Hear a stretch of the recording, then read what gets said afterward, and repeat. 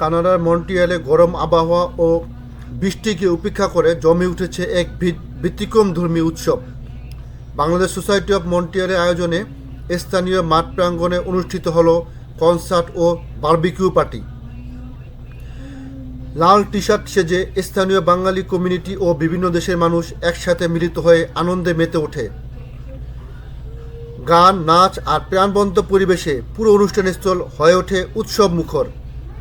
প্রচণ্ড গরম ও বৃষ্টির মধ্যেও কারো উদ্দীপনায় ভাটা পড়েনি, বরং সবাই আরও বেশি উচ্ছ্বাস নিয়ে অংশগ্রহণ করেছেন।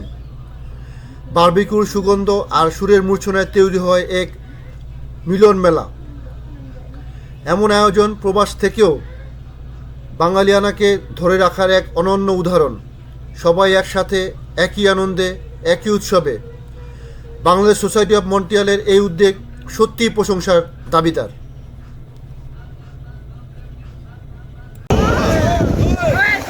তুমি আমায় যা দিয়েছো, তুমি আমায় কি দেব তার প্রতিদান। মন জানে রে বাউলা, অন্তরে আসিয়া তুমি দিলে যখনই সারা, তোমার সঙ্গ নিলাম আমি সঙ্গে নিয়ে এখানে এসেছি কানাডায় উদযাপন করতে। এই দিনটির জন্য আমরা সারা বছর অপেক্ষা করি। আমাদের সব বাঙালিরা আর ক্যানাডিয়ান সবাই মিলে আমরা একসাথে এই দিনটি উদযাপন করি। খুবই ভালো লাগছে এখানে এসে। আমরা এই দিনটি একসাথে সবাই মিলে উপভোগ করি এবং আমাদের পরিবার, বন্ধু-বান্ধব যারা আছে সবাই একসাথে আসে, একসাথে আমরা আনন্দ করি। উদযাপন উপলক্ষে বাংলাদেশ সোসাইটি অব মন্ট্রিয়াল আয়োজিত সকল সদস্য, কর্মকর্তা এবং যারা ভলান্টিয়ার সার্ভিস থেকে শুরু করে এত সুন্দরভাবে কাজ করেছে, এত সুন্দর একটা টিম যে আমি সত্যি হতবাক হয়ে গেছি। সত্যি কথা, এত সুন্দর। আর সবথেকে বেশি কৃতজ্ঞতা প্রকাশ করছি আমি এই মন্ট্রিয়ালে যারা আমরা বসবাস করছি, আপামর জনগণ, যারা আমাদের ভাই বন্ধু যারা আছে, সবাইকে আমি অনেক অনেক ধন্যবাদ জানাচ্ছি এবং সোসাইটির পক্ষ থেকে লাল গোলাপের শুভেচ্ছা। আবার দেখা হবে। আমরা এরকম ভালো ভালো প্রোগ্রামগুলো উদযাপন করতে চাই আপনাদের সহযোগিতায়।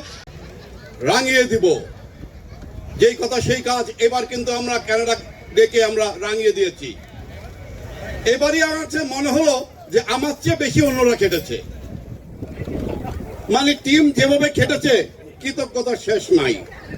আমরা 4টা টিম করেছিলাম।